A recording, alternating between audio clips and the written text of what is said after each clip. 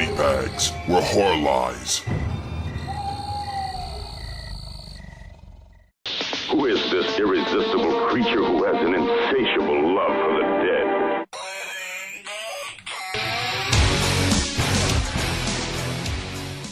Hey guys, welcome to week 12 of Body Bags. This is your fright chick speaking. Happy Thursday, everybody.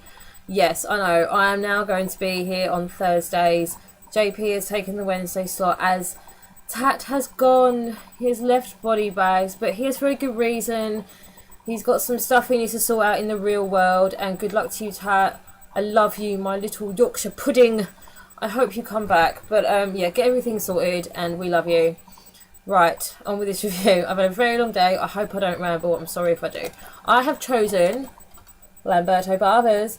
Demons. I always refer to it as Dario Argento's Demons. I know he's the producer and Bava directed it, but for some reason I just kind of see it as an Argento movie. Also, I heard they're remaking Suspiria. What up with that? Seriously? No, just leave it alone. Yeah, so this came out in 1985. It came out in 1986 in America and Canada, and I think basically England as well, because obviously it didn't get a very wide release outside of Italy when it was first done. So, the basic plot of this movie is pretty simple. It's a huge splatter gore fest. We follow Cheryl. She is on a subway. She's going to her next class. She's going to meet her friend, and then they're going to the next university class. When she gets off at the station that she's gone to, sorry, I'm rambling already, she meets a really freaky guy who doesn't say anything, but he gives her a free ticket to a movie that night at a movie theatre that no one's even heard of.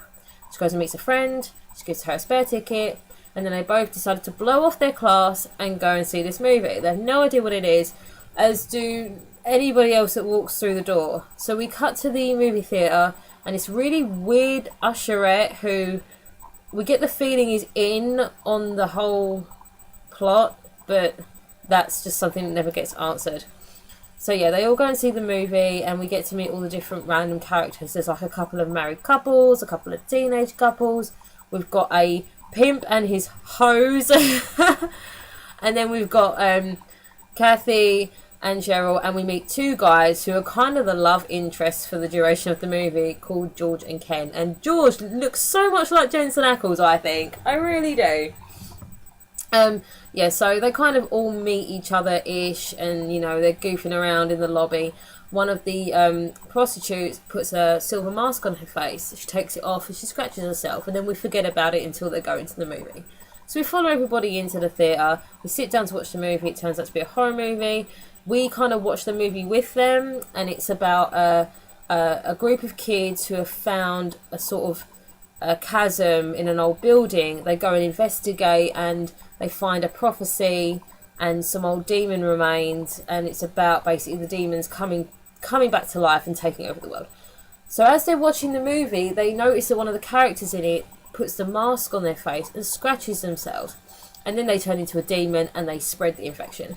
So the girl starts going, oh, like, that's the same thing that happened to her. Meanwhile, she's run off to the toilet, and from then on, that's it. It is a total demon movie.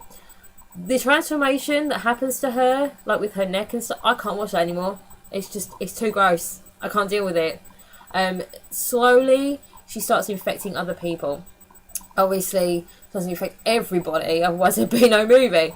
But she infects a few people here and there. We get to see some pretty gruesome kills. I mean, oh yeah, there's some really gross ones in this. Like, just, ugh. So yeah, I mean, it's just a fun movie. If you're not too worried about the acting or worried about the plot, then this is the movie for you. But if you can't handle a bit of gross splatter and stuff like that, then don't watch this, because trust me, you're going to be sick. The second one was just as bad, but the second one's more fun. A really awesome soundtrack in this movie. There's a lot of 80s classics. You've got like White Wedding by Billy Idol. My personal favourite, We Close Our Eyes by Go West. I freaking love that movie.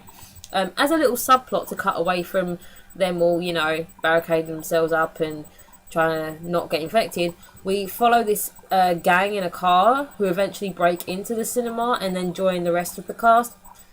This is like the stupidest gang I've ever seen in a movie. They've got names like Ripper and Hot Dog. I'm not saying anymore. As of Wikipedia, I know they're not like the best source of information, but on Wikipedia it does state that last month Synapse released Demons 1 and Demons 2 on Blu-ray in America and Canada. So if any of you have got that or you're going to buy it, let me know what it's like. If it's got some extras on it, that would be great. I'd like to get my hands on a copy. The theatre that was actually used in the movie on the outside shots, if you're a bit of a fan and you like to go visit places, that's actually been turned into a club called Club Goya, and they do horror conventions there every year apparently. So if you want to go visit the place, you can. The interior shots were actually an old abandoned theatre, but it's now been turned into a bank. How random is that? It's just a random bank. I'd love to go into that bank and see if all the old like furnishings and stuff are there. That would be cool. Okay, yeah, I'm going to stop rambling now. So next week is week 13. I don't know what I'm going to review, but I will be back next Thursday. Sorry for rambling. I've had a super long day. Bye.